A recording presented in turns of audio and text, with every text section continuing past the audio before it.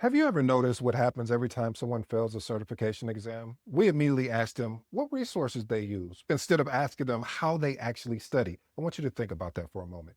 Someone fails the CAPM. Within minutes, the comments start rolling in. What course did you use? Did you buy Pocket Prep? Should I get the Landy book? What simulator did you use? What book did you study? But almost nobody asks what may be the most important question of all.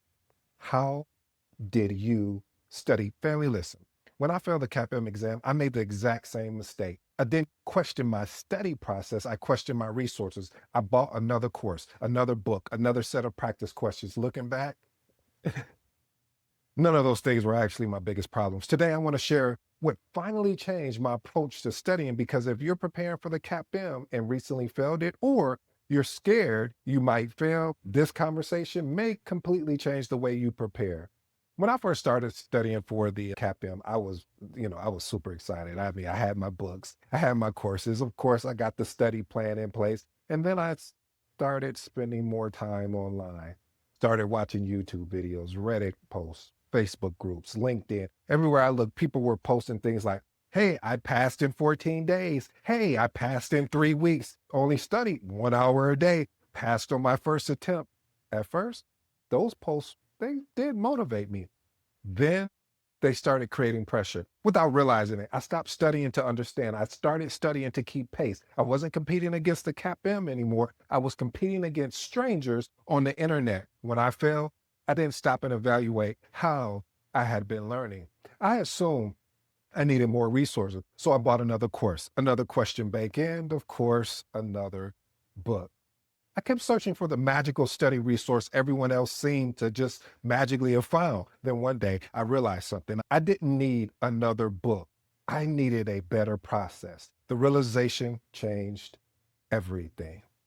Here's a reflection, family.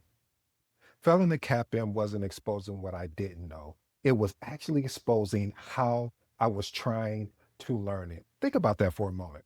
When most of us fail a certification exam, we immediately start looking outward. Maybe I need another course. Maybe I bought the wrong book. Maybe someone else has the secret study plan. But what if the real answer isn't outside of you? What if the exam is simply holding up a mirror, not to your intelligence, but to your habits, your pace, your preparation? Looking back, I don't believe I failed because I wasn't capable. I failed because I hadn't learned how I can learn best. Once I understood that, everything started changing. Today, I'd like to share 4 lessons that completely changed the way I prepare for the certification. Quick question. Have you been comparing your timeline to everyone else's? Principle number 1, stop studying someone else's timeline. One of the biggest mistakes I made had nothing to do with the PMBOK. Nothing to do with Agile. Nothing to do with business analysts. It had everything to do with the comparison. Every time I saw someone post that they passed in 2 weeks, I silently started questioning myself. What am I doing wrong? Why is this taking me so long? Maybe I'm not smart enough, but here's what social media never tells you. It doesn't tell you their experience, their work schedule, their educational background, whether they had children, whether they had prior project management experience, or even if this was their second or third attempt. I wasn't racing the CAPM. I was racing people I never met. Here's the lesson, family. The comparison changed my pace long before it ever changed my score. The goal isn't to pass quickly. The goal is to pass prepared. Here's 2 actionable tips I'd love for you to experiment with. First, create a study schedule that fits your life, not someone else's. Second, measure your understanding instead of your calendar. Learning isn't a race. It's actually a process. Here's my professional advice. The certification will still be there next month. The only thing rushing changes is the quality of your preparation. I would much rather see someone pass in 4 to 6 months with confidence than fail twice trying to pass in 4 weeks. Once I stopped comparing myself to everyone else, I started asking a much better question. If speed isn't the answer, who or what can actually help me improve? Quick question. Who is giving you honest feedback on how you're actually studying? Principle number 2, the fastest way to improve is better feedback. One of the biggest assumptions was believing I had to figure everything out alone. I bought self-paced courses. I watched videos. I read books. Nothing, well, Actually, there was nothing really wrong with that. Many people pass that way, but here's what I eventually learned. Information teaches you what to study. Great feedback teaches you how to actually learn. Those are two completely different things. Great coaches don't simply provide content, they provide accountability and they provide direction. They help you understand why an answer is correct. They identify the blind spots you can't see yourself. Now, to be fair, some people truly don't need that level of support. They're naturally disciplined. They know exactly how to learn. And if that's you, fantastic. But many learners benefit tremendously from guidance because it's difficult to diagnose your own learning process while you're still in it. Think about Michael Jordan. He's one of arguably the greatest basketball players ever. And he hired Tim Grover, who was a trainer. Not because he couldn't play basketball, but because he understood something many people miss. The closer you get to excellence, the harder it becomes to see your own blind spots. Here's a lesson, family. The people who improve the fastest aren't always the most talented. They're usually receiving the best feedback. Here's two actionable tips I love for you to experiment with. First, find someone who can challenge your thinking, not just encourage you. Second, measure a coach by the mistakes they help you avoid, not by the amount of content they give you. Wow, that's deep, family. See, here's a professional advice. Every certification candidate eventually reaches a point where information alone isn't enough. Sometimes one conversation with the right mentor saves you weeks of frustration because they see what you can't.